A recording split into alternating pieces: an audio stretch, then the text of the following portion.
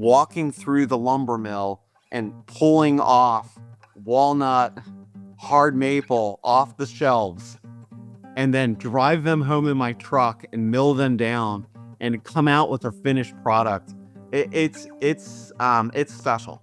It's special. If you see people who are into the craft, they always call themselves makers. In 2022, when pandemic hit and things began to shut down, I went to a local woodcraft store and I bought a table saw and had it delivered to the house, and they set it in my garage. And the first thing my wife asked was, "What are you gonna do with that thing?" I had never been one to work in the garage.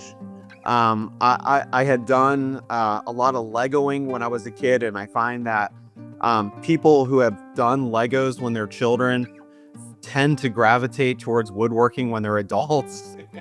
It's pretty common. So since 2022, when I started to do some just learning how to just cut wood safely without lopping my fingers off, I really become, I think, really passionate about the hobby. I bought a lot of tools since then. I think I would say like my woodworking point of view is really related to technology, but really being creative, being able to build things, being able to sketch things out within software.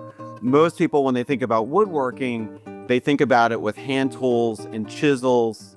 I didn't start there. I started with the technology side, and I've actually moved back to the hand tools and the chisels. I almost sometimes think about it as a game of chess, where how many moves ahead of the workpiece do I have to be so that I don't make critical mistakes and I have to start all over again. So I'm constantly planning out in my mind, the finishing, the cutting, the order in which things get assembled, constantly working through that on my mind when I do this. And it really is the thing that gets me excited about it. So when I'm down in either in the workshop or in the basement working on a piece, I'll put Philadelphia sports radio on and I'm in my element.